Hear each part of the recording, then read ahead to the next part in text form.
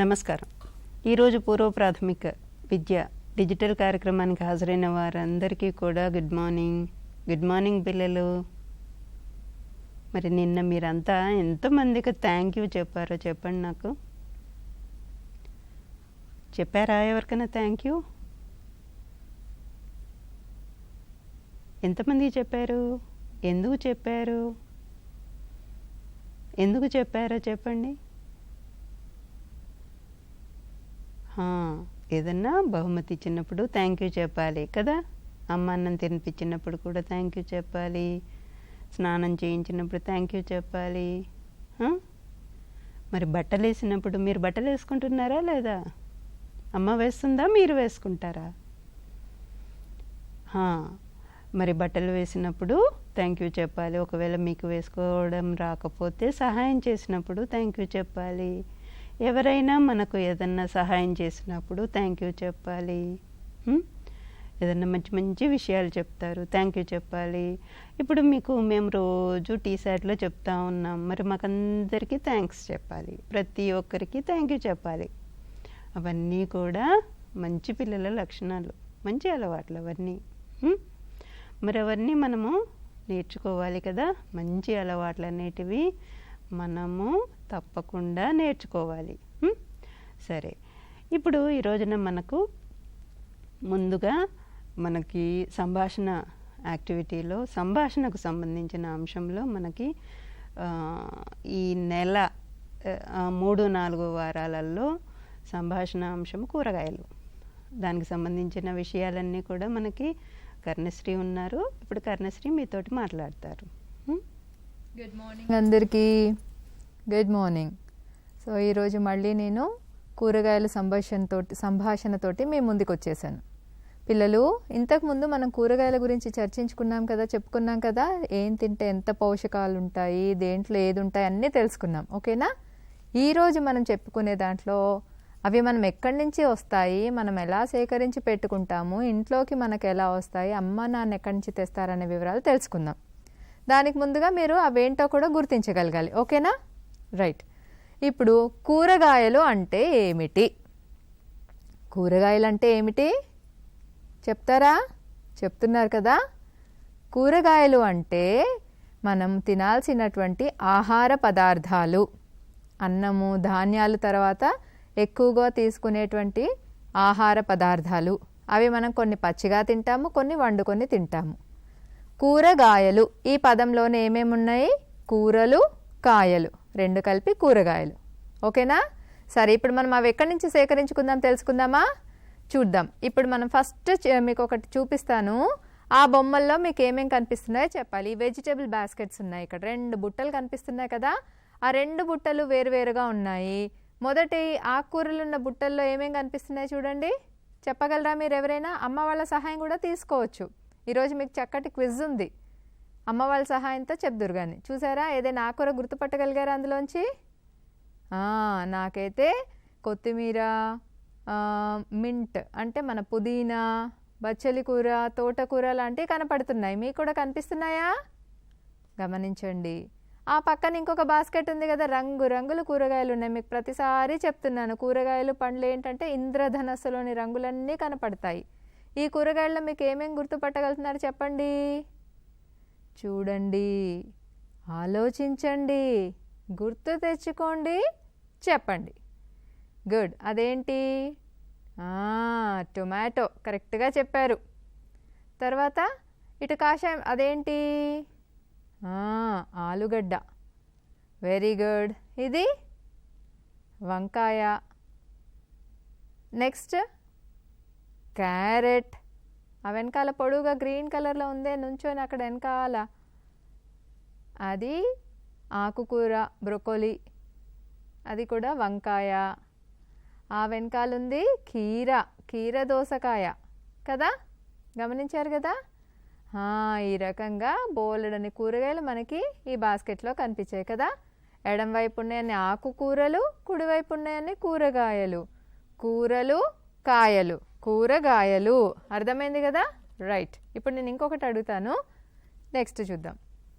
ఇప్పుడు చెప్పండి, మనకి ఇంట్లోకి అమ్మా నాన్న కూరగాయలు ఎక్కడి నుంచి తీసుకొస్తారు? ఎక్కడి నుంచి తెచ్చి వండుతారు? మీరు ఎప్పుడైనా వెళ్ళారు అమ్మ వాళ్ళతో? ఎక్కడి నుంచి తెస్తారో ఏంటో? చలో ఇప్పుడు మీరు చూసుంటే చెప్పండి నాకు, ఒక్కొక్కరు ఎక్కడెక్కడి నుంచి చూసుంటారో. ఓకే సరే, నేను చెప్తున్నాను. కూరగాయల తోటల నుండి కదా, 2 కూరగాయల దుకాణం నుండి, 3 రైతు బజార్ నుండి, 4 తోపుడు బండ్ల పైన, 5 అంగడి నుండి. ఓకే, ఈ 5 ప్రాంతాల నుంచి మనము కూరగాయలు తెచ్చుకుంటాం. చూద్దాం ఒక్కొక్కటి ఎక్కడ ఉంటాయి, ఎలా ఉంటాయి అనేది. సరే, మొదటగా ఇది ఎక్కడ బొమ్మ చూడండి. కూరగాయలు మనకి ఎక్కడి నుంచి వస్తాయి అంటే సమాధానం ఇది ఎక్కడ గుర్తుపట్టారా? ఒక్కొక్కరి దగ్గర చిన్న చిన్న కుప్పలు పోసుకొని అమ్ముతారు. మీరు ఎప్పుడైనా వెళ్ళారా అమ్మ వాళ్ళతోటి? వారంకి ఒక్కసారి మనకి ఊర్లో పెడతారు, లేదా మన కాలనీలో వారానికి ఒకసారి పెడతారు. అంగడి అన్నమాట. సో మన అంగడికి వారానికి ఒకసారి వెళ్ళి అమ్మ వాళ్ళతోటి వెళ్ళి చూసుంటారు మీరు ఇదివరకు, లేకపోయి ఉంటే తెలుసుకోండి. ఇది అంగడి నుంచి వస్తాయి. రెండవది చూడండి, ఇవి తోటలు. పండ్లప్పుడు కూడా చెప్పుకున్నాం కదా, పళ్ళు తోటలో పంతాయని. కూరగాయలన్నింటినీ కూడా బోలెడన్ని ఒకే రకమైన కావాలి అంటే ఎక్కడి నుంచి తెచ్చుకుంటాము? కూరగాయలు పండిస్తారనమాట ప్రత్యేకంగా. ఆ తోటల నుంచి అలా వరుసగా ఒకే రకమైన పంట వేస్తారు, తర్వాత దాంట్లో ఇంకొక రకం వేస్తారు. అలా అన్ని మడుల్లోంచి తీసుకొని అమ్ముతారు. అంటే అక్కడ రైతులు అక్కడి నుంచి కూడా మనకి కొద్దిమంది అమ్మితే మనం కొనుక్కోవచ్చు, ఫ్రెష్గా ఉంటాయి. ఇంకొకటి చూస్తారా, ఎక్కడి నుంచి వచ్చాయి? ఇది రైతు బజార్. రైతులందరూ ఏంటి అంటే వాళ్ళు పండించిన పంటనంతా తెచ్చి ఒక మార్కెట్, పెద్ద మార్కెట్ ఉంటుంది. ఆ మార్కెట్లో ఎవరు తెచ్చిన పంట అక్కడ పెట్టుకొని, చూడండి పక్కన ఎన్ని ఉన్నాయి రాసుల్లాగా, టొమాటోలు, కూరగాయలు అవన్నీ చూడండి ఇంత పెద్ద పెద్ద కుప్పల్లాగా ఉన్నాయి చూడు. రైతులందరూ తెచ్చి పక్క పక్కన కూర్చొని వాళ్ళకి ఇచ్చిన ప్లేసుల్లో పెట్టి అమ్ముతారు. రైతులే స్వయంగా వారి పంటను తెచ్చి అమ్ముకునేది రైతు బజార్ నుండి కదా. ఓకే, ఇంకొకటి చూద్దాం. ఇప్పుడు దాకా అంగడి చూసాము, రైతు బజార్ చూసాము, కూరగాయల తోటలు చూసాము. ఇది కూరగాయల దుకాణం చూసారా? ఇటు పక్కన ఒక అతను అంకుల్ కూర్చొని అమ్ముతున్నాడు చూడండి, అది మనకు ఒక చిన్న కూరగాయల దుకాణం అనమాట. ఉన్న కొన్ని కూరగాయలన్నింటినీ చక్కగా బుట్టల్లో పెట్టుకొని సెపరేట్గా అమ్ముతున్నాడు కదా.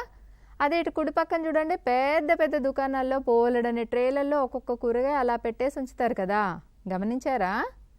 ఎక్కడైనా సూపర్ బజార్లో కానీ కూరగాయల మార్కెట్లో ఇప్పుడు బోలెడు ఒట్టి కూరగాయలు మట్టుకే అమ్మడానికి కొన్ని షాపులు ఉన్నాయి. కూరగాయల పళ్ళు అవన్నమాట. కూరగాయల దుకాణాల నుంచి కూడా మనకి కూరగాయలు లభిస్తాయి. ఇందులో కూడా మీకు బోల్డ్ అనే కూరగాయలు కనిపిస్తున్నాయి చూడండి. ఇంద్రధనస్సు లాంటి రంగులు గల కూరలన్నీ మీకు ఇందులో కనిపిస్తున్నాయి కదా. ఓకే, ఇప్పుడు నెక్స్ట్ చూద్దాం. చివరిగా ఏంటి, మన ఇంటి ముందుకి తోపుడు బండ్లలో వస్తారు కదా, కూరగాయలు అని వస్తారా? మన ఇంటి ముందుకి కూరగాయలు అమ్మే అమ్మాయి కూడా వస్తుంది కదా, ఆకుకూరలమ్మా అని నెత్తి మీద గంప పెట్టుకొని రావట్లా. ఈ రకంగా వస్తాయి. ఇప్పుడు చెప్పండి నాకు ఒక్కసారి, మనం కూరగాయలు ఎక్కడెక్కడి నుంచి తెచ్చుకుంటాం? ఇంకా ఏదైనా దగ్గర నుంచి తెచ్చుకుంటే మీరు అది కూడా చెప్పొచ్చు అన్నమాట. మొదటగా కూరగాయల తోటల నుండి, రెండవది అంగళ్ళలో, రైతు బజార్లో, కూరగాయల మార్కెట్ల నుంచి, తోపుడు బండ్లు లేదా బుట్టలతో అమ్మేవారు. ఇవన్నీ కూడా మనము కూరగాయలు తీసుకొని వచ్చే ప్రదేశాలన్నమాట. ఓకే, ఇప్పుడు ఏం తెలుసుకున్నాము? ఎక్కడి నుంచి మనం కూరగాయలు తెచ్చుకుంటాం అనే వివరాలు 5 చోట్ల నుంచి తెచ్చుకుంటాం అనేది తెలుసుకున్నాం. దీనికి మించి కూడా మీకు తెలిస్తే వెల్ అండ్ గుడ్, తెలుసుకోవచ్చు. ఇప్పుడు నెక్స్ట్ చూడండి, మీకు ఒక క్విజ్ అన్నాను కదా, అమ్మ వాళ్ళతో కూర్చొని చెప్పండి, గుర్తుపట్టండి చూద్దాం. రైట్, ఇప్పుడు మీకు కొన్ని పిక్చర్స్ చూపిస్తాను, అవేం కూరగాయలో చెప్పాలి. రైట్, ఇప్పుడు చూద్దాం. చూడండి, ఈ చిన్న చిన్న ఆకులు ఉన్నాయి, గుర్తుపట్టారా? అదేం కూర? చాలామంది మన ఇళ్ళల్లో కూడా ఉంటుంది. మునగాకు కూర కదా. మునగాకు పప్పులో వేస్తారు, పచ్చడి చేస్తారు, పొడి చేస్తారు. అది ఈ పక్కన ఉంది ఏంటి చూడండి, చక్కటి ఆకారం గల ఆకుతోటి ఉంది, గుర్తుపట్టారా? చాలామందికి ఇష్టం కదూ. గోంగూర. Very good, clap your hands. Good good good good. Next, బోల్డ్ ఆకుకూరలు తీసుకొచ్చాం బొమ్మల్లో. చూడండి ఏమేమి ఉన్నాయి. ఫస్ట్ చిన్న బంచ్ ఉంది, అంటే చిన్న కట్ట ఉంది. అదేంటి? చిన్న చిన్న ఆకులతోటి కొంచెం చేదు ఉంటుంది, వగరు ఉంటుంది. ఏం ఆకుకూర? వెరీ గుడ్, మెంతి కూర. చాలామంది ఇష్టపడతారు. ఈ పక్కన ఏముంది? అదంతా పాలకూర. ఇది కూడా చాలామంది ఇష్టపడతారు. మనకు బోల్డ్ అనే కార్టూన్లలో పాలకూర మట్టుకు తినేసి చాలా స్ట్రాంగ్ అయినాయి కూడా చూసారు కదా. దాంతో మీకు ఎంత అవసరమో పాలకూర అనేది తెలిసి ఉంటుంది కదా. గుడ్. నెక్స్ట్ చూడండి, కింద మందంగా ఆకులు ఉన్నాయి, పప్పులో వేస్తారు. చక్కగా ఇలా వేయంగానే ఉడికిపోతుంది. బచ్చలి కూర. Very good. అండ్ చివరిగా చూడండి, ఇదేంటి? తోటకూర కదా. మెంతికూర, పాలకూర, బచ్చలి కూర, తోటకూర, ఇన్ని ఆకుకూరల పేర్లు మీకు కూడా వచ్చేసి ఉండాలి ఈ పాటికి. ఓకేనా? Good, very good. నెక్స్ట్ చూద్దాం, మీరు ఎన్ని గుర్తుపడతారో చూద్దాం. ఇది బోల్డ్ మంది గుర్తుపడతారు, మన ఇళ్ళల్లో కూడా ఉంటుంది. ఏంటది? చక్కటి వాసన వస్తూ ఉంటుంది, ఒక్క చిన్న కొమ్మ పెడితే బోలెడంత విస్తరిస్తుంది కదా. ఏమంటాం దీన్ని? పుదీనా. Very good. ఆ పక్కనుందే చిన్న బంచ్, అది దాన్ని ఏమంటాము? కొత్తిమీర. చూసారా, మీరు ఎన్ని తెలుసుకున్నారు? అన్ని ఆకుకూరలు ఆకుపచ్చ రంగులో ఉన్నాయి, ప్రతి కూడా మనకి చుట్టుపక్కల దొరుకుతాయి, ఈజీగా ఉంటాయి. సో ఇవన్నీ కూడా ఆకుకూరలు. గుడ్, వెరీ గుడ్, చాలా చక్కగా చెప్పారు. చెప్పని వాళ్ళు మళ్ళీ తెలుసుకుందరు. ఇంకొన్ని చూపిస్తాను, చెద్దురు కానీ. నెక్స్ట్ చూడండి, ఇప్పుడు కూరగాయలు చూపిస్తాను. అందరికీ ఇష్టమైంది ఆ సంచిలోంచి పడుతున్నాయి. Very good, very good, claps కొడుతున్నాను. చాలామంది చెప్పారు ఆలుగడ్డ. శభాష్. నెక్స్ట్ చూడండి, కట్ చేయగానే ఎర్రగా ఉంది, బీట్రూట్. వెరీ గుడ్, మళ్ళీ చెప్పట్లు. కిందికి వచ్చేయంగానే కాషాయం రంగులో, నేను చూపించక ముందే చెప్పేస్తున్నారే, భలే. Very good, carrot. Good, claps. ఇది ఎంతమంది గుర్తుపట్టారు చెప్పండి? జిడ్డు జిడ్డుగా ఉంటుంది, కట్ చేసేటప్పుడు కానీ వండి తినాక భలే ఉంటుంది. చామగడ్డ. Very good, very good children. వీటన్నిటిని మనం దుంపలు అంటాము, గడ్డలు లేదా దుంప కూరలు అంటాము. ఓకేనా? రైట్. ఇప్పుడు నెక్స్ట్ చూద్దాం, ఇవి కూరగాయలు ఏంటేంటో చూడండి. ఫస్ట్ ఉన్నది మీరు అందరూ భలే ఇష్టపడతారు కదా, అవి బెండకాయ. గుడ్, క్లాప్స్ కొట్టాను, మళ్ళీ భలే చెప్పారు. ఈ పక్కనుంది, వెరీ గుడ్, అది దొండకాయ. Good good good good. Next కిందికి వచ్చాక క్యాబేజ్. Very good. చివరగా అందరూ చెప్పేస్తున్నారు, భలేగా చెప్పారు. Very good, cauliflower. ఇవన్నీ కూడా కూరగాయలు అన్నమాట. ఇప్పుడు ఇంకొక స్లైడ్ చూద్దాము. వీటిల్లో ఇంగ్లీష్లో మనం గోడ్స్ అంటాము. గోడ్స్ ఇవన్నీ కూడా కాయలు. వీటిని గోడ్స్ అని మీకు ఎందుకు చెప్తున్నానంటే, ఈ పేరు గుర్తు పెట్టుకోండి, తప్పులేదు. అన్నిటికీ చిన్న చిన్న తేడాలతోటి అన్నిటినీ గోడ్స్ అంటాము ఇంగ్లీష్లో. ఈ ఫస్ట్ ఇది మీరు గుర్తుపట్టారా? చేదుగా ఉంటుంది, నాకు తెలుసు అందరూ గుర్తుపట్టారు. కాకరకాయ కదా. ఈ కాకరకాయ ఇప్పుడు చూపించిన అన్నీ కూడా తీగలకే కాస్తాయి. సైజు ఫస్ట్ది కొంచెం చిన్నగా ఉంటుంది, రెండోది కాస్త పొడవు ఉంటుంది, మూడోది ఇంకాస్త పొడవు ఉంటుంది, చివరిది బాగా పొడవుగా ఉంటుంది అన్నమాట. అందుకని వీటన్నిటిని గోడ్స్ అంటాం ఇంగ్లీష్లో. Bitter gourd, ridge gourd, bottle gourd, snake gourd, ఇట్లా గోడ్స్ అంటాం. కాబట్టి అన్నీ ఒక రకమైన కూరగాయలను ఒక దగ్గర పెట్టండి. ఫస్ట్ చెప్పండి ఏంటో? కాకరకాయ. Very good. తర్వాతది బీరకాయ. కాకరకాయ కంటే కూడా కాస్త పొడవుగా ఉంటుంది, పైన గరుకుగా ఉంటుంది. కాకరకాయ గరుకుగా ఉంటుంది కదా, ఈ గరుకు వేరే, పొడుగు గీతలుండి గరుకుగా ఉంటుంది కదా. వెరీ గుడ్, ఇది బీరకాయ. ఆ తర్వాతది నున్నగా ఉంది, పొడవుగా సీసాలాగా ఉంది కదా, దీన్ని ఏమంటాము? సొరకాయ లేదా ఆనపకాయ అంటాము. ఇది బీరకాయ కంటే కూడా ఇంకాస్త పొడవుగా ఉంటుందన్నమాట. దీన్ని బాటిల్ గోడ్ అంటాము. తర్వాత చూడండి, ఇది పాములాగా పొడవుగా ఉంది కదా, దీన్ని మనం ఏమంటాము? స్నేక్ గోడ్ అంటాము. తెలుగులో పొట్లకాయ అంటాము. Right, okay. ఇవన్నీ కూడా కూరగాయలు. ఇంకా చివరిగా ఇంకొకటి చూద్దాము. ఇవన్నీ కూడా చిక్కుడు అన్నమాట, అన్ని చిక్కుడు జాతి. ఫస్ట్ది ఏంటో గుర్తుపట్టారా? బీన్స్. Very good. తర్వాతది గోరు చిక్కుడు. ఓకేనా? ఆ తర్వాత గింజలతో కూడినటువంటి చిక్కుడుకాయ అన్నమాట. వీటన్నిటిని చిక్కుడు జాతి అంటారు. ఓకేనా? ఇన్ని పేర్లు మీరు తెలుసుకుంటున్నారు, గమనిస్తున్నారు. మీరు అంతా అయ్యాక మళ్ళీ ఒకసారి తెలుసుకోండి. ఈసారి కూరగాయలకు వెళ్ళినప్పుడు అమ్మ ఏమేమి తెచ్చిందో ఇంట్లో చూసి అన్నిటిని మీరు సార్ట్అవుట్ చేసి సెపరేట్ చేసి చెప్పగలగాలి. అండ్ మీ అందరికీ తెలిసిన చివరిది ఒకటి చూపించేస్తాను. దీన్ని ఏమని అంటాము? అరే, నేను చూపించకముందే చెప్పేస్తున్నారు, భలే. Very good. పచ్చిమిరపకాయలు, ఎర్ర పచ్చిమిరపకాయలు, ఆకుపచ్చే కూడా ఉన్నాయి. పండువి అవి వేరు, ఆకుపచ్చ అనమాట. ఆ పక్కన చూడండి క్యాప్సికమ్. దాంట్లో రంగురంగుల క్యాప్సికమ్ ఉంది. షిమ్లా మిర్చి అని కూడా అంటారు. Yellow bell, red bell, bell pepper అంటారు ఇంగ్లీష్లో. క్యాప్సికమ్ అంటారు. ఆకుపచ్చ, పసుపచ్చ, రెడ్ కలర్లో ఉన్నటువంటి క్యాప్సికమ్. చివరిగా అవి ప్రతి ఒక్కరికి ఇష్టమైన టొమాటో. ఓకే, సో మీరు భలే గుర్తుపట్టారు. అండ్ చివరిగా మీరంతా ఈ రకంగా పరిచయం చేసి అమ్మలు కానీ నాన్నలు కానీ టీచర్లు కానీ మీరు కూరగాయలకు వెళ్ళొచ్చినప్పుడల్లా పిల్లల్ని కూర్చోపెట్టుకొని రంగు షేప్స్ అన్నీ చెప్తా ఉండాలి. అండ్ ముఖ్యంగా టీచర్స్కి చెప్పేది ఏంటంటే మనం ఒక బిబ్ ఇచ్చాం, కూరగాయల బిబ్స్ గుర్తున్నాయో లేదో, వాటిని పెట్టించేసి ఫస్ట్ మనం ఈ రకంగా వివరించిన తర్వాత పిల్లవాళ్ళని ఒక్కొక్కరిని వచ్చి ఒక్కొక్క ఒక్కొక్క కూరగాయ గురించి మాట్లాడమని చెప్పాలి. ఓకేనా? అండ్ మీరైతే తల్లిదండ్రులు ఇంట్లో ఏం చేయగలరంటే ఆ బిబ్స్ అంటే ఏంటో అని అనుకోవద్దు. బిబ్స్ అంటే ఏదైనా కూడా ఒక వస్త్రం మీద మనకు కావాల్సిన పిల్లలు తినేటప్పుడు మీద పడకుండా వేసేదాన్ని బిబ్ అంటామన్నమాట. కూరగాయల బిబ్స్ అంటే ఆ బిబ్ మీద కూరగాయ బొమ్మ ఉంటే దాన్ని తగిలించేసి పిల్లల్ని వాళ్ళు ఏ బొమ్మ వేసుకున్నారో దాని గురించి మాట్లాడమనాలి. ఇప్పుడు మీకు చూడండి ఉదాహరణ ఇదేంటి, పిల్లలు ఇప్పుడు నేను చెప్తున్నాను, ఇది అయ్యాక మళ్ళీ మీరు చెప్పాలి. ఓకేనా? నేను కాస్త పొడవుగా ఉన్నాను, గరుకుగా ఉన్నాను, నాకు నిండా పీచుగా ఉంటుంది, అండ్ నేను రుచిగా కూడా ఉంటాను. ఏంటిది? బీరకాయ. బీరకాయ గురించి అన్నమాట. ఓకేనా? ఇది బీరకాయ. చూసారు కదా? ఫస్ట్ మీరు బాగా వివరించాలన్నమాట. బీరకాయ గురించి వివరించిన తర్వాత పిల్లలకు అర్థమైన తర్వాత ఏం చేస్తామంటే మీరు ఫస్ట్ ఇది చూశాక వివరించాక పిల్లవాళ్ళని సొంత మాటల్లో చెప్పమనాలి. బిబ్స్ మీ దగ్గర లేవని కంగారు లేదు. అందరు చూడండి, ఇలా ఒక కాగితం తీసుకొని అదే బీరకాయ గురించి ఇలా చెప్పొచ్చు. ఇలా ఒక కాగితం తీసుకొని దాని మీద చక్కగా బొమ్మ గీసి బిడ్డని కలరింగ్ చేయమని చెప్పి మనం ఇంతకుముందు ఏదైతే మాట్లాడుకున్నామో దాన్నే ఇక్కడ రాసామంట. రాసి పైన ఒక చిన్న దారం తగిలిచ్చి మెడకి వేసి బిడ్డని ఇలా చూపించి చెప్పమనాలి. ఏమంటి ఇప్పుడు మనం ఏదైతే చెప్తున్నామో అది, నేను తీగలకు కాస్తాను, నేను కొంచెం పొడవుగా గరుకుగా ఉంటాను, నాలో పీచు ఎక్కువగా ఉంటుంది, నేను కూడా ఎంతో రుచిగా ఉంటాను, బీరకాయను.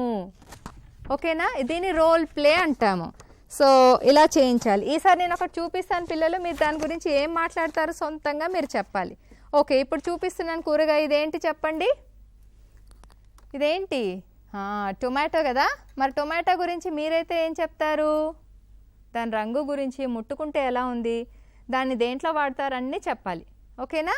మీరు బాగా నేర్పించిన తర్వాత ఏం చేయొచ్చు, మీరు ఒకసారి ఇక్కడ చూడండి ఏమనుంది దాంట్లో, నన్ను చూడగానే ఎంతో ఇష్టపడతారు, నేను అన్ని కాలాల్లోనూ దొరుకుతాను, పుల్ల పుల్లగా తీయగా రసం కలిగి మెత్తగా ఉంటాను, నన్ను కూరల్లో పప్పులో సాలడ్ లాగా పచ్చిగా కూడా తింటారు, నన్ను వేస్తే రుచి పెరుగుతుంది, అన్నిట్లోకి జ్యూస్ కూడా చేసుకోవచ్చు టొమాటో జ్యూస్ లాగా అంటూ హహహహా నన్ను తింటే జలుబు దగ్గులు నా దగ్గరికి మీ దగ్గరికి రావు, మీరందరూ నన్ను తప్పకుండా తింటారు కదూ. ఈ మాట చెప్పించాలి. ఇలా ఒక బిబ్బు చేసి తగిలించేస్తే పిల్లవాళ్ళు ఎంతో ఇష్టంగా ఉత్సాహంగా వాళ్ళు నేర్చుకునే అన్నీ చెప్తారు. ఇప్పుడు మనం చెప్పిన పదాలే కాకుండా ఏదేదో అర్థమైందో వాళ్ళకి ఆ పదాలలోనే మాట్లాడమనాలి. ఇది వేస్తే ఏంటంటే ఎక్స్ట్రా అట్రాక్షన్ పిల్లలకి తర్వాత చూసుకోవడానికి వీలుంటుంది. అండ్ ఇంకొక 2 చూపించేస్తాను. ఇదేంటి? క్యారెట్ కదా. మరి ఇది ఏ రంగులో ఉంది, ముట్టుకోవడానికి ఎలా ఉంది, ఇది తింటే దేనికి ఉపయోగాలు, ఏ రకంగా తింటాం చెప్పమనాలి. ఏ రంగులో ఉంది? ఆరెంజ్, కాషాయం రంగులో ఉంది. ఇది తింటే దేనికి ఉపయోగం? మనకి అంతకుముందు చెప్పుకున్నాము, కళ్ళకి ఉపయోగం. ఎంత తింటే కళ్ళకి అంత మెరుపు వస్తుందన్నమాట. అందుకని దీన్ని పచ్చిగా కూడా తినొచ్చు, కూరలా కూడా చేసుకొని తినొచ్చు కదా. చూడండి, నన్ను చూడంగానే ఎక్కడైనా మనకు కనపడితే తీసుకొని చక్కగా కొరికేయాలనిపిస్తుంది. అమ్మ కట్ చేస్తుంటూ కూడా నన్ను చూడగానే తినాలనిపిస్తుంది. సాలెడ్స్లో తింటారు, కాషాయం రంగులో ఉంటాను, నన్ను తింటే కంటికి మంచిది, ఎంత తింటే అంత మెరుపునిస్తుంది, తీయగా ఉంటాను. చూడండి, ఇది ఇంకొక బిబ్ అనమాట. బిబ్బిని ఇలా తయారు చేసేసుకొని బిడ్డకేసి దాని గురించి వివరించమనాలి.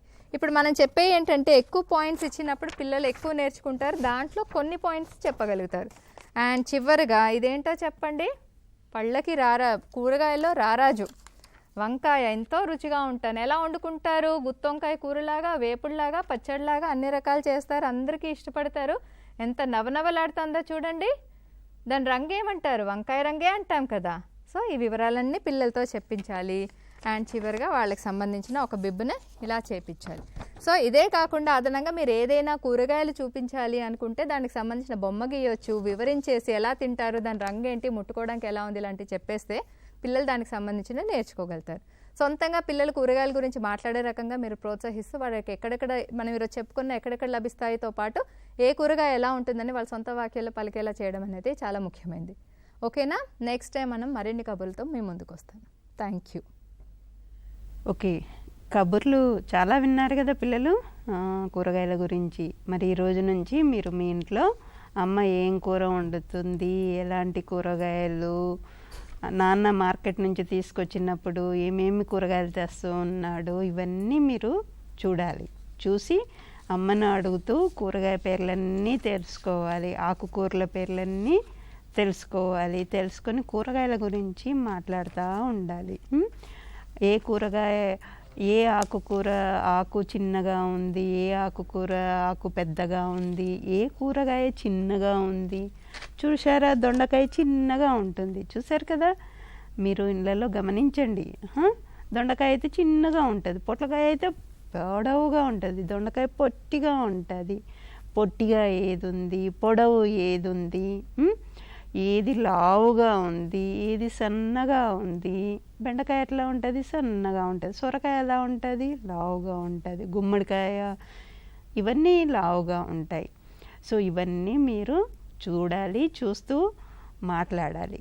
ముఖ్యంగా తల్లిదండ్రులు కానివ్వండి, అంగన్వాడీ టీచర్స్ కానివ్వండి, అనుక్షణం వాళ్ళతోటి మాట్లాడుతూ ఉండాలి పిల్లలతోటి. ఈ విషయాలన్నీ ఏవైతే మనము మన సంభాషణలో కానివ్వండి, లేకపోతే వేరే అంశాలు కానివ్వండి, వేరే యాక్టివిటీస్లలో కానివ్వండి, వచ్చినవి కానివ్వండి, వాటన్నిటి గురించి మనం మాట్లాడుతూనే ఉండాలి పిల్లలతోటి. ఎందుకంటే ఎప్పుడు గుర్తు చేస్తూ ఉండాలి. ఎప్పుడు గుర్తు చేస్తూ ఉంటే మన బ్రెయిన్లో ఆ కనెక్షన్స్ అనేటివి అలా గట్టిపడిపోయి ఉంటాయి. ఇంకా అవి విచ్చుకోవు, విడిపోవు. సో ఇది అనుక్షణం మనం వాళ్ళకి నేర్పిస్తూనే ఉండాలి.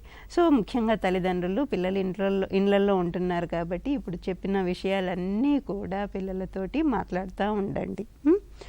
నెక్స్ట్ మనము మరొక అంశంలోకి వెళ్దాము, పూర్వగణితము. పూర్వగణితంలో మనము ఒక 9 అంకె గురించి మాట్లాడుకుంటా ఉన్నాం కదా. 9 అంకెకు సంబంధించిన అంశాలలో మనము ఒక 3 విధానాల ద్వారా పిల్లలకి నేర్పించడం జరిగింది. సో ఏ విధానాలు? ఒక గుండ్రం గీసి గుండ్రంలో ఒక్కొక్క వస్తువుని లెక్కించి పెట్టడము. సో 9 లెక్కించడము, తర్వాత వాటిని గుర్తించడము, అవి ఎన్ని అనేది చెప్పడము. ఇది మనము ఈ విషయాలన్నీ కూడా నిన్న మాట్లాడుకున్నాం. అలాగే వేళ్ళను లెక్కించడము. పిల్లలు మళ్ళీ ఒకసారి గుర్తు చేసుకుందాము, ఒకసారి లెక్కిద్దాము. 1 2 3 4 5 6 7 8 9 లెక్కించారా మీరంతా? ఇవన్నీ 9 వేళ్ళు. సో ఇది మనకి విధానము 3. విధానం 4లో కొన్ని వస్తువులు తీసుకురమ్మని చెప్పాము. తీసుకొచ్చి అంగన్వాడీ కేంద్రంలో పిల్లలు కొన్ని వస్తువులు తీసుకొచ్చి వాటిని వరుసగా లెక్కించాలి. ఈ రోజున నేను క్రయాన్స్ తెచ్చాను. ఇప్పుడు వాటిని నేను లెక్కిస్తాను, క్రయాన్స్ని. సరేనా? చూడండి, ఇప్పుడు మీరు లెక్కించాలి. 1 2 3 4 5 6 7 8 9 లెక్కించారా? Very good. మళ్ళీ లెక్కించండి వేలుతో. ఒక్కసారి లెక్కించండి. మీ 1 2 3 4 5 6 7 8 9. సో ఈ విధంగా పిల్లల్ని కొన్ని వస్తువులు తీసుకొచ్చి ఒక వరుసలో పెట్టి పిల్లల్ని లెక్కించమని చెప్పాలి. ఇది విధానం 4 మాట్లాడుకున్నాం మనం. విధానం 5లోకి వెళ్దాం. విధానం 5లో బ్లాక్ బోర్డు మీద పిల్లలకి 9 అంకె రాయాలి. 9 అంకె రాసి బాణం గుర్తులు పెట్టాలి. పెట్టిన తర్వాత పిల్లలకి ఆ 9 అంకెను పరిచయం చేస్తూ దాని పక్కనే 9 పువ్వులు కావచ్చు, ఏవైనా వాటిని గీయాలన్నట్టు. గీసిన తర్వాత ఒక్కొక్క బిడ్డకి ఆ పువ్వులను లెక్కించాలి. లెక్కించిన తర్వాత 9 అంకె చూపించాలి. సో వేలుతో దానిపైన 9ని దిద్దించడము. సో ఈ యాక్టివిటీ అనేది విధానము 5లో ఉంది. సో దాన్ని మనకు అంగన్వాడీ కేంద్రంలో చేశారు. చూద్దాం మరి. 9 అంకె. ఒకసారి మనము ఇక్కడ సైడ్ చూడండి, ఏమున్నాయి ఏంటివి? లాలీపాప్స్ ఎన్ని ఉన్నాయి లెక్క పెడదామా? లెక్క పెట్టండి. 1 2 3 4 5 6 7 8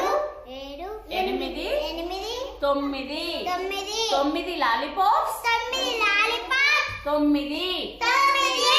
యోగిత నువ్వు లెక్క పెట్టు ఇప్పుడు. 9 లాలీపాప్స్ లెక్క పెట్టు. 1 2 3 4 5 6 7 8 9 లాలీపాప్స్. 9. ఇప్పుడు గ్రేస్ లెక్క పెడుతుంది. గ్రేస్ లెక్క 9 ఎక్కడ ఉంది? ఇక్కడ చూపించు. 9 అని. లాలీపాప్స్ లెక్క పెట్టు. 1 2 3 4 5 6 7 8 9 లాలీపాప్స్. 9. శ్రేయ లెక్క పెట్టు. శ్రేయ లెక్క పెట్టు. 9 ఎక్కడ ఉంది చూపించు. లెక్క పెట్టు.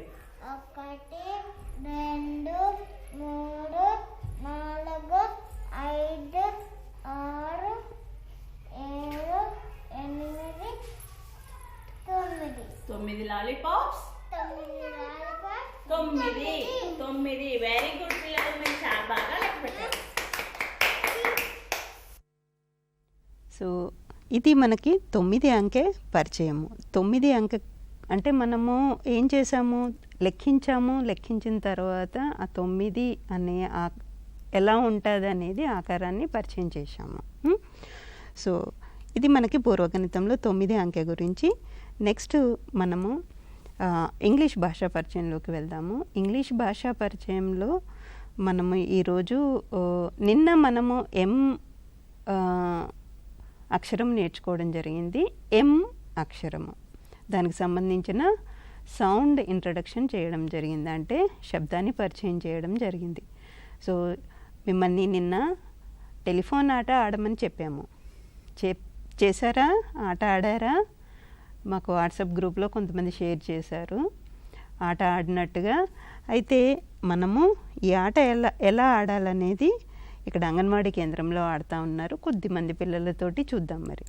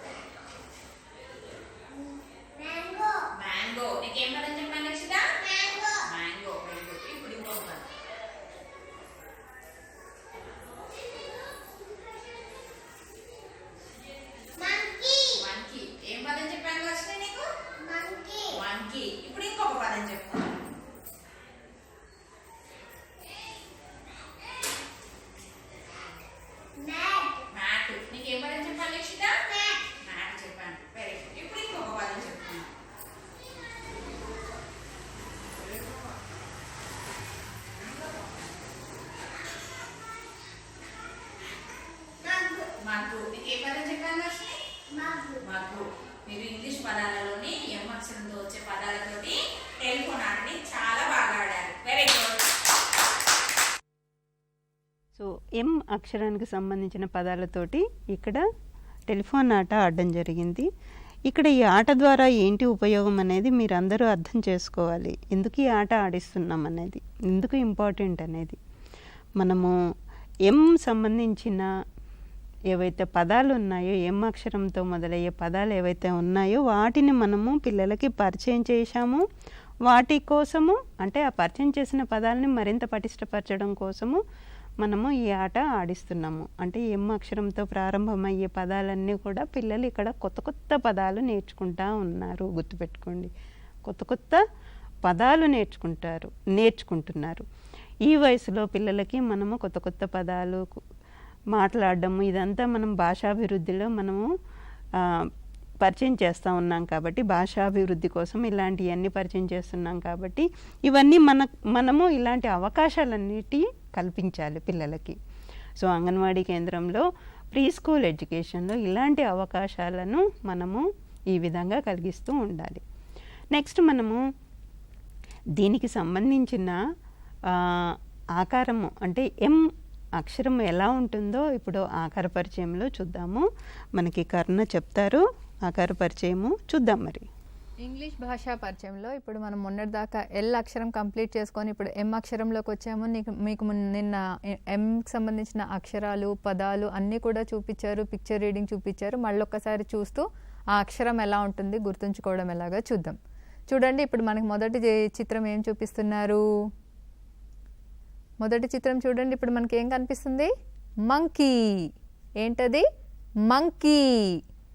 మంకీ. మంకీలోని మొదటి అక్షరం చూడండి, ఇది ఎంతో మొదలైంది. సో ఆ మొదటి అక్షరం ఎం, దాని మీద ఒక్కసారి దృష్టి చూడండి. Monkey begins with M.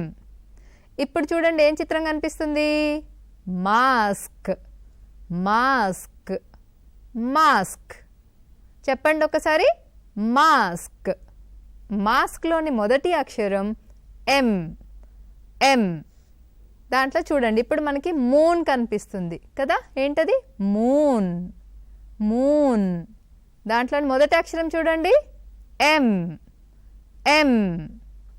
Good. ఇప్పుడు తినేవరు? మ్యాన్. మ్యాన్.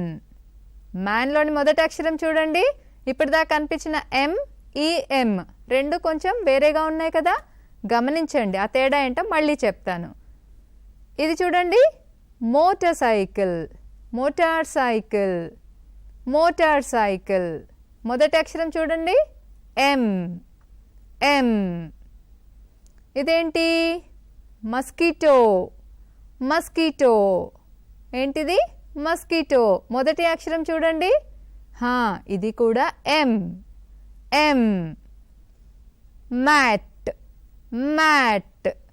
మ్యాట్లోని మొదటి అక్షరం చూడండి ఎం. ఇక్కడ చిన్నది గుర్తు పెట్టుకోండి, మనం పలికేటప్పుడు ఇప్పుడు మ్యాట్ ట్ అనేసి ఆపేస్తాం. మ్యాటు మగ్గు అని అనకూడదు. ఇంగ్లీష్లో ఆ చిన్న తేడా ఉంటుంది, ఇలా అంటే మరింత చక్కగా ఉంటుంది. మ్యాట్. మొదటి అక్షరం చూడండి ఎం. ఇదేంటి? మౌస్. మౌస్. మౌస్లోని మొదటి అక్షరం చూడండి ఎం. ఇది కూడా ఎంఏ. ఇప్పుడు చూడండి, ఇప్పుడు దాకా కనిపించిన ప్రతి చిత్రంలోని మొదటి అక్షరం ఎం అని చెప్పుకున్నాం కదా. ఇన్ని పిక్చర్స్లోంచి మనం అనుకుంటున్న ఆ ఎం ఏంటి, ఎలా ఉంటుందంటే ఇలా ఉంటుందన్నమాట. ఇది క్యాపిటల్ ఎం. Capital M. ఓకేనా? ఇప్పుడు స్మాల్ ఎం. స్మాల్ ఎం. సో మీరు తల్లిదండ్రులు ఏం చేయాలంటే ఈ అక్షరం క్యాపిటల్ ఎం స్మాల్ ఎం కనిపిస్తుంది కదా మనకి పక్క పక్కన. క్యాపిటల్ ఎం స్మాల్ ఎం. ఐడెంటిఫికేషన్ అంటే గుర్తించడం. పిల్లలు ఎలా గుర్తిస్తారు? మన ఇంగ్లీష్ ఇంట్లో ఉండే క్యాలెండర్లో కానీ, వార్తాపత్రికల్లో కానీ, లేదనంటే ఏదైనా మ్యాగజైన్స్లో కానీ ఎక్కడైనా మనకి ఈ అక్షరంతో కనిపించేది ఉన్నప్పుడు దాన్ని అండర్లైన్ చేయండి. అలా పిల్లలకు చూపిస్తుంది. మీ ఇంట్లో ఎవరి పేర్లైనా, బిడ్డ పేరైనా, లేకపోతే మన కాలనీ పేరు ఏదైనా ఎంతో మొదలయ్యేది ఉంటే దాన్ని ఖచ్చితంగా రాసి ఆ మొదటి అక్షరం అండర్లైన్ చేసి కానీ రాసి పెట్టండి. ఇంకా గుర్తుంచుకోవాలంటే కేవలం క్యాపిటల్ ఎం స్మాల్ ఎం పేపర్ మీద రాసేసి బిడ్డ కనిపించేలాగా పెడతా వస్తూ పోతూ చూసుకుంటూ ఎం అనేసి గుర్తుపడతాడు. ఓకేనండి? నెక్స్ట్ యాక్టివిటీ చూద్దాం. పాట చూద్దాము. మనము క్యారెట్స్, బీన్, క్యాబేజ్ అనుకుంటూ ఒక పాట పాడుకుంటూ ఉన్నాం కదా. మొన్న చూశారు మీరు, కూరగాయలకు సంబంధించిన పాట. ఇంతసేపు మనకు కర్ణశ్రీ మాట్లాడింది కదా కూరగాయల గురించి, దానికి సంబంధించిన పాట.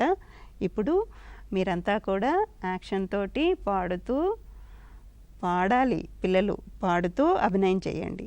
1 2 3 1 2 3 3. Carrots, cabbage and beans. 1, 2, 3, 1, 2, 3. Let us have some carrots. La la la la la la. Let us have some carrots. La la la la la la. Let us have some cabbage. La la la la la la la. Let us have some cabbage. La la la la la la la. Let us chop some beans. La la la la la la. Let us chop some beans. La la la la la la. Vegetables for you. Vegetables for me. Vegetables for you. Vegetables for me. Vegetables for you and me. Vegetables for you and me. La la la la la la la la. La la la la la la la. La la la la la la la la. La la la la la la la. La la la la la la. ఒక పిల్లలు పాట నచ్చిందా? మళ్ళీ మళ్ళీ చూద్దాము మనము. మళ్ళీ ఇప్పుడు మనము ఒక కొత్త పాట చూద్దాము. అంటే మనము ఇంగ్లీష్ అక్షరాలకు సంబంధించిన ఆ సౌండ్స్, అక్షరానికి సంబంధించిన శబ్దం ఎలా పలకాలి అనేది ఒక పాట రూపంలో ఇప్పుడు మేము మీకు చూపిస్తున్నాము. జీ నుంచి ఎల్ అక్షరాలు చూద్దాం మరి అది.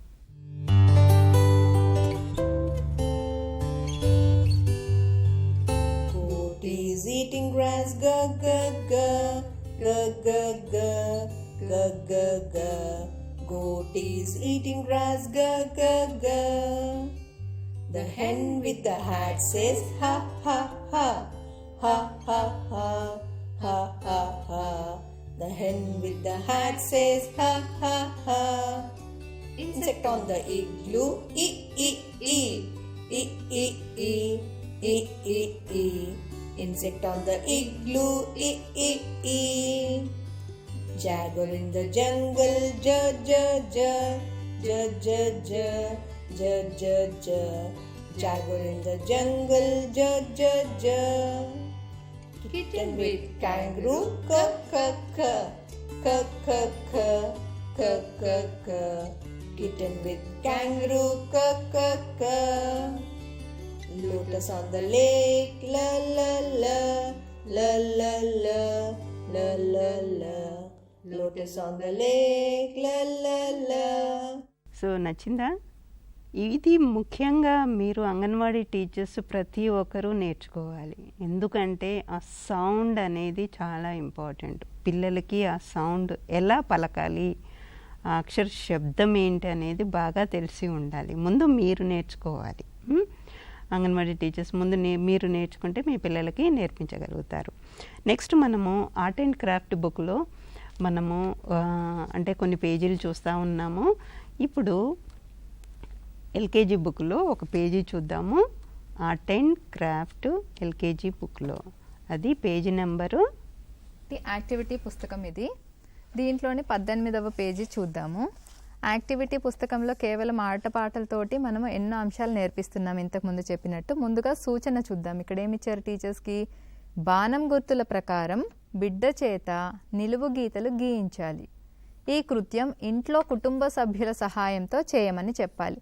ఇంట్లో కుటుంబ సభ్యులను ఎందుకు అంటున్నాము అనంటే మీరు ఒక్కసారి దీన్ని గమనిస్తే మీకు తెలుస్తుందన్నమాట. ఈ పేపర్ పైన ఏం బొమ్మ ఇచ్చారు?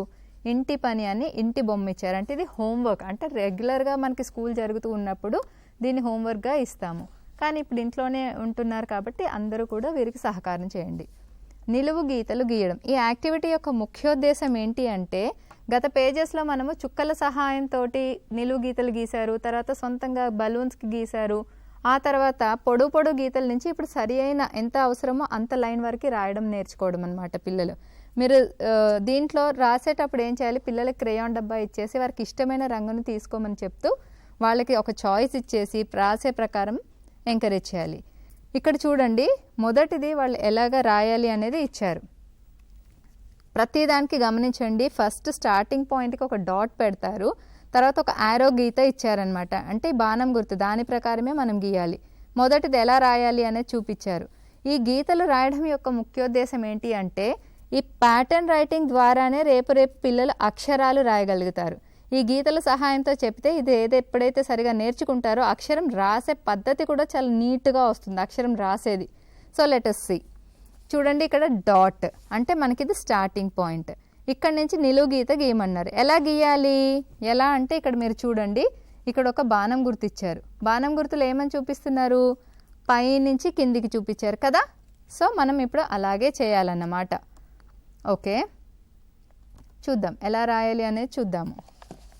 రైట్, ఇక్కడ చుక్క, ఆ చుక్క నుంచి మొదలు పెడుతూ ఒక్కొక్క డాట్ని జాయిన్ చేస్తూ కిందికి రావాలి.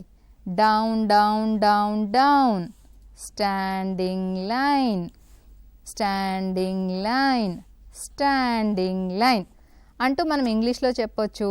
పిల్లలకి అలాగే తెలుగులో కూడా, ఎందుకంటే ఇంగ్లీష్లో కూడా తెలిసి ఉండాలి వాళ్ళకి. తెలుగులో నేర్పించాలి అని అంటే చూడండి ఇక్కడ కిందకు, కిందకు అంటే వాళ్ళకి ఫస్ట్ ప్యాటర్న్ తెలుస్తున్న తర్వాత నిలువు గీత, నిలువు గీత ఖచ్చితంగా వాళ్ళతో పలికింప చేయాలి. నిలువు గీత, నిలువు గీత, నిలువు గీత. ఈ రకంగా చెప్పడం ద్వారా వాళ్ళకి అది ఎలా రాయాలి, క్రమం ఏంటి, దాన్ని ఏమంటారు అనేది తెలుస్తుంది. ఫస్ట్ కిందకు, కిందకు అంటే వాళ్ళకి పొడవు గీత కనిపించిన కింది నుంచి పైకి రాయరు, ఖచ్చితంగా పైనుంచి కిందికే రాస్తారు. అందుకని కిందకు, కిందకు, క్రిందకు అనిపించిన తర్వాత ఏమనాలి? నిలువు గీత, నిలువు గీత, నిలువు గీత. అండ్ ఇంగ్లీష్లో కూడా మనం వాళ్ళతోటి అనిపిస్తూ రాపిస్తాం. Down down down down, down down, standing line. ఇక్కడ ఒక చిన్నది ఏంటంటే పిల్లలు ఒకేసారి ఇంత పొడుగు గీత రాయలేనప్పుడు కొంచెం రాసి కూడా వాళ్ళు వదిలేస్తే కూడా ఇలా ఆపిన తర్వాత తిరిగి అక్కడి నుంచే క్రేయాన్ని స్టార్ట్ చేస్తూ గీతని పూరింప చేయమని చెప్పాలి. ఈ రకంగా చక్కగా వాళ్ళు నిలువు గీతలంతా కూడా కంప్లీట్గా చేసేసి చూసిన తర్వాత కలర్ఫుల్గా ఉండి వాళ్ళు కూడా ఇష్టపడతారు. మీరు ఏం గీత రాశారు అనేది వాళ్ళని అడిగి వాళ్ళతోటి మాట్లాడించాలి. సో వాళ్ళు ఇప్పుడు నేర్చుకున్నది నిలువు గీత. ఓకేనా? ఇది కంప్లీట్ అయిన తర్వాత నెక్స్ట్ పేజ్ నెంబర్లో ఏం గీతలు నేర్పిస్తున్నాము? అడ్డగీతలు గీయడం. ఇది కూడా మనకి రాసుకునే హ్యాండ్ రైటింగ్ క్రమం నేర్పించే దాంట్లో ముఖ్యమైన బేసిక్ అన్నమాట. బిడ్డ చేత చుక్కలు గాల్పించాలి. మొదటగా చిత్రాలను గుర్తింపచేయాలి. ఎడమ నుండి కుడివైపుకు చుక్కలను కలుపుతూ గీతలు గీయించాలి. ఆ తర్వాత బిడ్డ తాను చేసిన పని స్వంత మాటలతో చెప్పేందుకు ప్రోత్సహించాలి. ఉట్టిగా గీతలు గీయడం కాకుండా మొదటగా ఇక్కడ ఎవరు ఏం కనిపిస్తుంది పిల్లలు మీకు? ఎవరు కనిపిస్తున్నారు? గర్ల్. ఇక్కడ ఏముంది? ఇల్లు. అంటే పాపని ఇంటికి వెళ్ళడానికి ఈ చుక్కల లైన్ను కల్పించండి. అంటే గీత గీస్తూ ఈ పాపకి ఇంటికి వెళ్ళే మార్గం చూపించాలి. ఓకేనా? రెండోది పిల్లలు మీకు ఇక్కడ ఏం కనిపిస్తుంది? క్యాట్. ఇక్కడ ఏం కనిపిస్తుంది? పాలు. ఈ కిటన్కి లేదా క్యాట్కి మిల్క్ తీసుకొని వెళ్ళాలి. మిల్క్ దగ్గరికి ఎలా వెళ్ళాలి? ఇలా లైన్ డ్రా చేసి మీరు దారి చూపించండి. నెక్స్ట్ ఏంటిది? ఇది what is this? This is rabbit. And what are these? Carrots. ఈ ర్యాబిట్ క్యారెట్స్ దగ్గరికి వెళ్ళాలి. So draw line and let the rabbit reach the carrots. Mouse లేదా ర్యాట్. ఈ ర్యాట్కి ఈ కప్పులో ఉన్న గింజలు తినాలంట. ఇక్కడ ఒక లైన్ డ్రా చేస్తూ ఇది ఇక్కడ రీచ్ అవ్వాలి. అంటే ఈ పాప కానీ కిటన్ రీచ్ అవ్వాలంటే ఏ గీత గీయాలి? అడ్డు గీత గీయాలి పిల్లలు. దీన్ని అడ్డు గీత అంటారు, అడ్డగీత అంటారు. రైట్? ఇంగ్లీష్లో ఏమంటాము? Sleeping line. అంటే పడుకునే గీత. ఇలా పడుకుందన్నమాట. లైన్ నుంచోలేదు, స్టాండింగ్ లైన్ లాగా నుంచోలేదు, ఇలా పడుకుంది. Sleeping line. So sleeping line రాస్తూ రాయాలి. ఎలా రాయాలి? లెఫ్ట్ నుంచి రైట్కి. పిల్లలు టీచర్స్ గమనించాల్సింది ఏంటంటే కొన్ని భాషలు, ఉర్దూ లాంటి భాష తప్ప మిగతా భాషలన్నీ కూడా మనం ఎడమ నుంచి కుడికి నేర్పిస్తాము. ఆ భావన ఈ అడ్డగీతలు గీయడం ద్వారా పిల్లలకి నేర్పిస్తాం. ఇది అత్యంత ముఖ్యమైనది, ఎడమ నుంచి కుడివైపుకి. ఓకేనా? దీన్ని అడ్డగీత అంటారు ఇంగ్లీష్లో, స్లీపింగ్ లైన్. ఇంతకుముందే చెప్పినట్టు పిల్లలకి ఇష్టమైనటువంటి ఏదైనా ఒక క్రేయాన్ తీసుకొని వారికి చెబుతూ ఈ చుక్కల్ని ఈ డాట్స్ని జాయిన్ చేపిస్తూ ఇక్కడ వరకు చేయించాలి. యాజ్ ఐ సెడ్ బిఫోర్, ఇంతకుముందు చెప్పినట్టు చెప్పాలి. ఎడమ నుంచి కుడికి అడ్డగీత, ఎడమ నుంచి కుడికి అడ్డగీత. Sleeping line. మళ్ళీ అనిపించాలి. Sleeping line.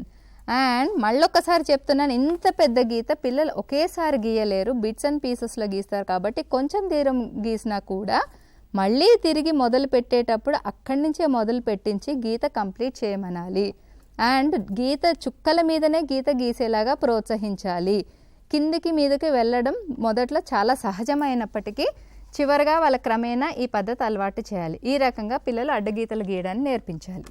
ఇది మనకి ఆర్ట్ అండ్ క్రాఫ్ట్ బుక్లో 2 పేజీలు 18, 19 పిల్లల చేత ఇలాగా నిలువు గీతలు అడ్డు గీతలు గీయించండి. మీ దగ్గర వర్క్షీట్స్ లేకపోయినా కూడా ఒక వైట్ పేపర్ మీద ఇలాగ చేయించండి. నెక్స్ట్ నిన్న మనము NIMH నుంచి, జాతీయ మానసిక వికలాంగుల సంస్థ నుంచి డాక్టర్ గారు కొన్ని అంశాలు మనతోటి చెప్పడం జరిగింది. ఆ కంటిన్యూషన్లో పార్ట్ 2 చూద్దాము.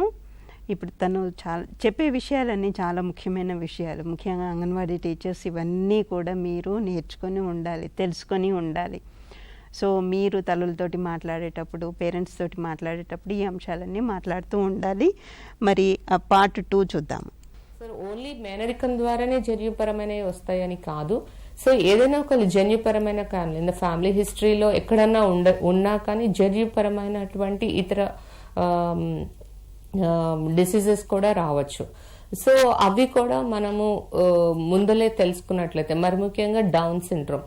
ఈ డౌన్ సిండ్రోమ్ అనేది ఒకవేళ పెద్ద ఏజ్ ఉన్న వాళ్ళకి, అంటే తల్లి యొక్క ఏజ్ అబౌవ్ 30 years తర్వాత గర్భం దాల్చిన తల్లిలో ఎక్కువ ఇది కనపడే అవకాశం ఉంది. సో తల్లి ఏజ్ కూడా ఎప్పుడు గర్భం దాలుస్తున్నారో కూడా ముఖ్యం అన్నమాట. 30 ఏళ్ళు దాటిన తల్లికి కూడా డౌన్ సిండ్రోమ్ అనేది వచ్చే అవకాశం, పిల్లవాడు కానీ పాప కానీ డౌన్ సిండ్రోమ్తో పుట్టే అవకాశం ఉంది. సో అలాంటప్పుడు 3వ నెలల లోపల ఒకవేళ కొన్ని టెస్ట్లు ఉంటాయి ఆ డౌన్ సిండ్రోమ్ గురించి కానీ తెలుసుకోవడానికి. సో ఆ టెస్ట్ ద్వారా మనము ముందుగానే డౌన్ సిండ్రోమ్ బేబీ ఉందా లేదా అని తెలుసుకొని మనం ప్లాన్ చేసుకోవచ్చు అనమాట. సో అదే కాకుండా ఇంకా మొదటి 3 నెలల్లో ఏదైనా ట్రామా అంటే కింద పడటం కానీ, ఏదైనా ఇంజురీ అవ్వడం కానీ, అది కూడా కొంత ప్రభావము తల్లి మీద ఉంటుంది.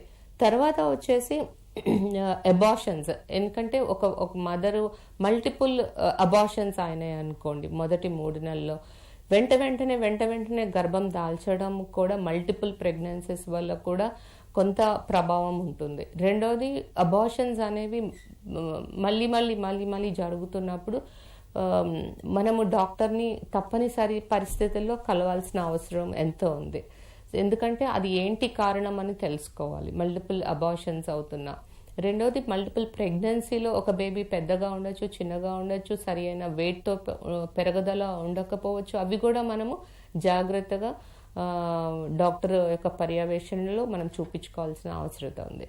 దాని తర్వాత 4 నెలల నుండి 6 నెలల వరకు. ఇంకొకటి ఏంటంటే, 3 నెలల్లో డాక్టర్లు కొన్ని టాబ్లెట్స్ ఇవ్వగలుగుతారు. ఎందుకంటే ఫోలేట్ టాబ్లెట్స్ అని కొన్ని ఇవ్వాల్సిన అవసరత ఉంటుంది. సో అవి కూడా తల్లి వాడాల్సిన అవసరం ఉందన్నమాట. తర్వాత వచ్చేసి డయాబెటీస్. ఒకవేళ 4వ నెలలో 5వ నెలలో కనుక ఒకవేళ మదర్కి ప్రెగ్నెన్సీ టైంలో జెస్టేషనల్ డయాబెటీస్ అంటాము. సో జెస్టేషనల్ డయాబెటీస్ యొక్క ప్రభావము లోన ఉన్న బేబీ పైన ఉంటుంది. ఎందుకంటే పెద్దగా బేబీ పుట్టే అవకాశం ఉండదు. పుట్టిన తర్వాత బేబీ యొక్క షుగర్స్ డౌన్ అయిపోయే అవకాశం ఉంటుంది. సో అలాంటప్పుడు షుగర్స్ డౌన్ అయినప్పుడు వెంటనే బ్రెయిన్ డ్యామేజ్ అయ్యి ఫిట్స్ లాగా వచ్చే అవకాశం ఉంది. సో అలాంటప్పుడు కూడా మదర్కి డయాబెటీస్ ఉండే పక్షంలో సరి అయిన చికిత్స తీసుకోవాలి. సరి అయిన టాబ్లెట్స్ కానీ, మరి డాక్టర్ ఏ సలహా ఇస్తారో, ఇంజెక్షన్స్ వాడాలంటారో టాబ్లెట్స్ వాడాలంటారో అవి క్రమంగా వాడాల్సిన అవసరం ఉంది. రెండవది థైరాయిడ్. హైపోథైరాయిడిజం అనేది ఏంటంటే థైరాయిడ్ యొక్క లెవెల్స్ పడిపోవడం అవకాశం ఉంది ప్రెగ్నెన్సీ టైంలో. సో వాటి వల్ల ఏంటంటే మందబుద్ధితో పుట్టే పిల్లలు పుట్టే అవకాశం ఉంది అనమాట. మందబుద్ధితో పుట్టే అవకాశం ఉంది. సో ఇదేంటంటే ట్రీటబుల్ కాజ్. ఏంటంటే ఇది కనుక ఒక థైరాయిడ్ మదర్కిలో డిటెక్ట్ అయినప్పుడు తను థైరాయిడ్కి సంబంధించిన మెడిసిన్స్ వాడాల్సిన ఎంతో అవసరత ఉంది. అలానే నెగ్లెక్ట్ చేయాల్సిన అవసరం లేదు. వాళ్ళే పెంచుకుంటూ తగ్గించుకుంటూ ఇవన్నీ చేయకూడదు తల్లి. సో క్రమంగా డాక్టర్ని కలిసి థైరాయిడ్కి సంబంధించిన మెడిసిన్స్ కూడా వాడాల్సిన అవసరత ఉంది. రెండోది ఏంటంటే థైరాయిడ్ అనేది it is one of the cause for mental retardation, intellectual disability. ఇది ఒక కారణం అన్నమాట. కానీ ఇది రివర్సిబుల్ అన్నమాట. ఒకవేళ పుట్టిన బిడ్డకు కూడా వెంటనే థైరాయిడ్ పరీక్షలు చేసి థైరాయిడ్ లెవెల్ ఒకవేళ తక్కువగా ఉంది అంటే కనుక దాన్ని కరెక్ట్ చేసుకోవాల్సిన అవసరత ఎంతో ఉంది. ఒకవేళ ఎంత త్వరగా ఎంత ఎర్లీగా కరెక్ట్ చేసుకోగలిగితే ఒకవేళ బేబీ ఒకవేళ మెంటల్ రిటార్డేషన్, మానసిక వికలాంగులత పెంపొందే అవకాశం ఉంటే కనుక దాన్ని అరికట్టే అవకాశము మనకి దీని ద్వారా తెలుస్తుంది. సో ఇంకొకటి ఏంటంటే ఎట్లా పడితే అట్లా మందులు అనేది ఇష్టానుసారంగా మనం ప్రెగ్నెన్సీ టైంలో వాడకూడదు. ఎందుకంటే ఎన్నో రకాల మందులు మనము డాక్టర్స్ సలహా లేకుండా తీసుకోకూడదు. రెండవది ఏంటంటే కొంతమంది ఫిట్స్ ఉండే తల్లిదండ్రులు కూడా ఉంటారు. ఫిట్స్ సంబంధించిన టాబ్లెట్స్ వాడుతూ ఉంటారు. సో కొన్ని ఫిట్స్కి సంబంధించిన టాబ్లెట్స్ లోనున్న పుట్టే బిడ్డ మీద కూడా ప్రభావం చూపిస్తుంటుంది.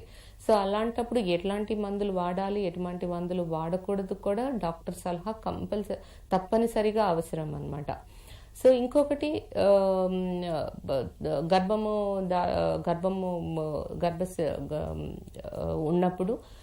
గర్భంలో ఉన్నప్పుడు ఏమవుతుందంటే మన రక్తము బేబీలో ఉన్న రక్త యొక్క బ్లడ్ గ్రూప్ వేరుగా ఉండొచ్చు. సో ఫస్ట్ బేబీకి ఏం ప్రాబ్లం ఉండకపోయినాను సెకండ్ బేబీకి దాని RH ఇన్కంపాటబిలిటీ అంటాము. సో సెకండ్ బేబీకి దానికి ప్రభావం ఉంటుంది. సో అందుకని బేబీ యొక్క బ్లడ్ గ్రూప్, మదర్ యొక్క బ్లడ్ గ్రూప్, తండ్రి యొక్క బ్లడ్ గ్రూప్ తెలుసుకోవటం కూడా అది ముఖ్యమే. ఇవన్నీ మనము గర్భం సమయంలో తీసుకోవాల్సిన జాగ్రత్తలు. తర్వాత వచ్చేసేసి ఏంటంటే కొంతమంది అంటే గుట్కా, పాన్లు కానీ, ఆల్కహాల్ తీసుకోవడం కానీ, స్మోకింగ్ కానీ కొంతమంది అలవర్చుకున్న అలవాట్లు ఏవైతే ఉన్నాయో ప్రెగ్నెన్సీ టైంలో వాటన్నిటి నుండి దూరంగా ఉండడం కూడా చాలా ముఖ్యం. తర్వాత ఒకవేళ కెమికల్ ఇండస్ట్రీస్లో పనిచేస్తున్నారు అనుకోండి తల్లిదండ్రులు, సో వాళ్ళు కూడా chemical exposure like lead, mercury ఇట్లాంటి వాటిలో కెమికల్ ఇండస్ట్రీస్లో వర్క్ చేయటం కూడా ప్రెగ్నెన్సీ టైంలో అవాయిడ్ చేయటం. సో ప్రెగ్నెన్సీ టైంలో మరి ఇవన్నీ మనం జాగ్రత్తగా తీసుకోవాల్సిన అవసరతలు. తర్వాత వచ్చేసేసి అంటే 7 నెలల నుండి 9వ నెలల వరకు ఒక్కొక్కసారి ప్రీటర్మ్ డెలివరీ ముందలే మనకి నొప్పులు రావటం, ఉమ్మునీరు పోవడము ఇవన్నీ జరుగుతుంది. ఇంకోటి ఏంటంటే ఉమ్మునీరు ఒకవేళ మనకి ముందులుగానే పోయింది అనుకోండి, వితిన్ 24 అవర్స్లో అంటే 24 గంటల లోపల డెలివరీ కూడా చేయించుకోవడం అవసరం. ఎందుకంటే ఉమ్మునీరే కదా, నొప్పులు వచ్చినప్పుడు చూద్దాము అదని 2 రోజులు 3 రోజులు అలా ఉమ్మునీరు పోతూ ఉండటానికి వీల్లేదు. వెంటనే డాక్టర్ని కలవాలి, వారి యొక్క సలహా కూడా తీసుకోవాలి. తర్వాత ఒకవేళ బ్లడ్ పోతుంది, లిటిల్ బిట్ ఆఫ్ బ్లడ్, కొద్దిగా బ్లడ్ పోతున్నా కానీ అది నిర్లక్ష్యం చేయకూడదు. అలానే ముందులే మీకు ఇచ్చిన డేట్ ఏదైతే ఉంటుందో ఈ డేట్కి డెలివరీ అవ్వచ్చు అంటే కనుక మొదటి 3 నెలలు ఒకసారి యాంటీనేటల్ చెకప్కి వెళ్ళిన 4వ నెల నుండి 7వ నెలకు ప్రతి 2 నెలలకి ఒకసారి 7వ నెల వరకు లేదా 9వ నెల 7 నెలల నుండి 9వ నెల వరకేమో నెలకొకసారి మీరు డాక్టర్ దగ్గరికి వెళ్ళాల్సిన అవసరత ఉంది. 9వ నెల నుండి మీరు డెలివరీ అయ్యే వరకు వారానికి ఒకసారి డాక్టర్ని కలవాల్సిన అవసరత ఉంది. ఎందుకంటే బేబీ యొక్క లాస్ట్ 4 వీక్స్ ఏదైతే ఉందో అది మ్యాక్సిమం బేబీ వెయిట్ పెరుగుతూ వస్తూ ఉంటుంది అనమాట. సో అలాంటి సమయంలో ఇంకా ఎక్కువ జాగ్రత్త తీసుకోవాల్సిన అవసరత ఉంది. తర్వాత డెలివరీ ఎక్కడ చేయాలి అనేది కూడా ముఖ్యం. తర్వాత డెలివరీ అయ్యే టైంలో మనము ఎలాంటి జాగ్రత్తలు తీసుకోవాలి. డెలివరీ టైంలో కూడా ఒకవేళ మీకు నొప్పులు మొదలైనాయి అలా అని ఇంట్లోనే కాన్పు చేసుకుందాంలే 24 గంటలు 36 గంటలు నొప్పులు మోస్తూ ఇంట్లోనే ఉండటం కూడా మంచిది కాదు. దాన్ని కూడా ప్రొలాంగ్ లేబరింగ్ అంటాము. ప్రొలాంగ్ లేబర్ ఉంది అంటే తర్వాత అది డెలివరీ చేయడానికి కూడా కష్టం అయ్యే అవకాశం ఉంది. సో ముందులే మీరు ఇంట్లలో మంత్రసానులతోనో ఇంట్లో వీళ్ళకి తెలుసు నాకు ట్రైన్ దాయిస్ వల్ల మీరు డెలివరీ చేయించుకోవాలి అనుకున్నప్పుడు వితౌట్ డాక్టర్ సలహా లేకుండా, వితౌట్ హెల్త్ వర్కర్స్ యొక్క సలహా లేకుండా, సరి అయిన శుభ్రతలు పాటించుకోకుండా ఇవన్నీ ఎట్లా పడితే అట్లా చేసుకోకూడదు ఇలాంటివి. తర్వాత ఏంటంటే డెలివరీ టైంలో కొన్నిసార్లు తల కనపడి కూడా మనకి డెలివరీ అవ్వలేని పరిస్థితి ఉంటుంది. అలాంటప్పుడు ఒకవేళ ఫోర్సెప్స్ వేయాల్సిన అవసరం ఉంటుంది, సక్షనింగ్తో బేబీని తీయాల్సిన అవసరం ఉంటుంది. ఒకవేళ మదర్కి ఉన్నటువంటి పెల్విస్ అంటాము దాన్ని, అంటే ద్వారం ఏదైతే ఉందో బయటికి రావడానికి, ఆ ద్వారం చిన్నగా కూడా ఉండొచ్చు. సో ఎన్నో ఉంటాయి అన్నమాట. అలాని ఇంట్లోనే డెలివరీ అనేది చేసుకోవడం మంచిది కాదు. ఎందుకంటే ఎటువంటి తర్వాత పర్యావసాలు ఏవైతే ఉన్నాయో తర్వాత ప్రాబ్లం వచ్చి అవి తెలియకపోవచ్చు మీకు. సో ఎందుకంటే హాస్పిటల్ డెలివరీ అనేది ఎప్పుడూ క్షేమకరమే మీకు. సో అలాంటివి మీకు తెలుసుకోవాలి. ఇంకొకటి ఏంటంటే ఒకసారి తల కాకుండా కాళ్ళు, లేకపోతే కాళ్ళతో పుట్టడమో, తర్వాత తల కాకుండా ముఖంతో పుట్టడమో, చేతులతో బయటికి రావడము, ఇలాంటి అబ్నార్మల్ ప్రెజెంటేషన్ కూడా ఉంటాయి. సో అప్పుడు మీరు నార్మల్ డెలివరీ ఒక్కొక్కసారి కష్టం కూడా అవ్వచ్చు. సో దానివల్ల కూడా కొన్నిసార్లు డెలివరీ డిఫికల్ట్ అవ్వచ్చు. సో అలాంటప్పుడు ఎటువంటి ఇంజురీ కూడా పుట్టబోయే బిడ్డకి వచ్చే అవకాశం కూడా ఉంది. సో దాని తర్వాత ఇద్దరు లేక ముగ్గురు పిల్లలు, ట్విన్ ప్రెగ్నెన్సీ ఉందనుకోండి, అది కూడా మనం నార్మల్ డెలివరీకి కొంత సహకరించకపోవచ్చు. సో అలాంటప్పుడు కూడా తీసుకోవాల్సిన జాగ్రత్తలు ఉన్నది. తర్వాత సరైన జాగ్రత్తలు చూసుకున్నాము. మరి ఇంకోటి మెడ చుట్టుకొని పుట్టే అవకాశం ఉంది, పేగు చుట్టుకొని పుట్టే అవకాశం ఉంది పిల్లలు. సో అలాంటప్పుడు ఒక్కొక్కసారి బేబీ యొక్క హార్ట్ బీట్ ఏదైతే ఉందో, గుండె చప్పుడు తగ్గవచ్చు. ఒక్కొక్కసారి తల్లికే ప్రమాదం, లోన ఉన్న బిడ్డకి ప్రమాదం అవ్వచ్చు. డెలివరీ తల్లికి ఒక్కొక్కసారి ప్రమాదకరంగా ఉండొచ్చు. సో ఇవన్నీ మనం పరిగణలోనికి తీసుకున్నట్లయితే అబ్నార్మల్ ప్రెజెంటేషన్ కానీ, కార్డ్ అరౌండ్ ద నెక్ కానీ, సో అవి కూడా మనం పరిగణనలోకి తీసుకోవాలన్నమాట డెలివరీ టైంలో. ఇంకొకటి ఏంటంటే ఇవన్నీ తీసుకున్నాక డెలివరీ అంతా బాగుంది, లోన పెల్విస్ బాగుంది, ద్వారం బాగుంది, బేబీ యొక్క హార్ట్ రేట్ బాగా తెలుస్తుంది, ఇవన్నీ మనకి అవి అయితే డెలివరీ ఒకవేళ ఇంకొకటి నేను మర్చిపోయాను చెప్పడం, బీపీ కానీ, షుగర్ కానీ, థైరాయిడ్ కానీ, ఇవన్నీ మదర్కి కనుక ఉన్నట్లయితే అవి కంట్రోల్గా ఉంచుకోవడం అనేది తప్పనిసరిగా అవసరం. అవి ఎలా తెలుస్తుంది? ఇంట్లో ఉంటే తెలియదు మనకి. ఒకవేళ బీపీ ఉన్నా, షుగర్ ఉన్నా, థైరాయిడ్ ఉన్నా అవేమీ మనకు తెలియదు. సో కనుక తప్పనిసరిగా డాక్టర్ని కలవడం అనేది చాలా ముఖ్యం. ఇంకొకటి ఏంటంటే డెలివరీ టైం వచ్చేసినప్పుడు సరి అయిన శుభ్రత పద్ధతులు, ఏసెప్టిక్ కండిషన్స్ అంటాము, ఎటువంటి బ్యాక్టీరియా కానీ ఎటువంటి ఇన్ఫెక్షన్స్ రాని పద్ధతుల ద్వారా డెలివరీ చేయడం అనేది చాలా ముఖ్యం. సో అలా డెలివరీ చేసినప్పుడు ఏంటంటే బేబీకి కూడా ఎటువంటి ఇన్ఫెక్షన్స్ కూడా రాకుండా ఉంటుంది. సో డెలివరీ అయ్యే టైంలో బేబీ ఒకవేళ డిఫికల్ట్ డెలివరీ అయిపోయి ఒకవేళ బేబీ వెంటనే ఎడవలేదు అనుకుంటా, ఒక సెకండ్లో ఒక 30 సెకండ్ల తర్వాత ఏడ్చినా కానీ కొంత ప్రభావము తన పెరుగుతున్న బ్రెయిన్ మీద పడుతుంది అనమాట. ఎందుకంటే బ్రెయిన్ అనేది చాలా సెన్సిటివ్గా ఉంటుంది, ఎంత సున్నితమైనది. సో కొద్దిగా మనము బ్రెయిన్కి అందాల్సిన ఆక్సిజన్ కనుక అందలేదు అంటే అది వెంటనే బేబీ ఒకవేళ ఏడవకపోతే ఊపిరితిత్తుల్లో ఉన్నటువంటి నీరు బయటకు వచ్చి బేబీ గాలి తీసుకున్నప్పుడే దానికి తగ్గట్టుగా ఆక్సిజన్ బ్రెయిన్కి వెళ్తుంది. ఆ బ్రెయిన్కి వెళ్ళాల్సిన ఆక్సిజన్ వెళ్ళలేదు అనుకోండి, ఒక నిమిషం తర్వాత ఏడ్చినా లేకపోతే 30 సెకండ్ల తర్వాత ఏడ్చినా కొంత ప్రభావము అనేది బేబీ మీద చూపుతుంది. దాన్ని ఎలా మనము తీసుకుంటామంటే అబ్గార్ స్కోర్, అంటే డెలివరీ టైంలో దాని అబ్గార్ స్కోర్ 1 నిమిషం తర్వాత ఏడ్చినప్పుడు ఎంత ఉంది, 5 నిమిషాల తర్వాత ఏడ్చినప్పుడు ఎంత ఉంది. అబ్గార్ స్కోర్ అబౌవ్ 7 and 9 అంటే కనుక అది నార్మల్ కింద మనం తీసుకోగలుగుతాము. కొద్దిగా తగ్గినా కానీ దాని యొక్క ప్రభావం బేబీ యొక్క బ్రెయిన్ మీద తప్పకుండా పడుతుంది అనమాట. సో బిడ్డ పుట్టంగానే ఏడవటం అనేది చాలా చాలా ముఖ్యం. సో దాన్నే మనం ఏమంటామంటే బర్త్ ఆస్ఫిక్సియా అని అంటాం అనమాట.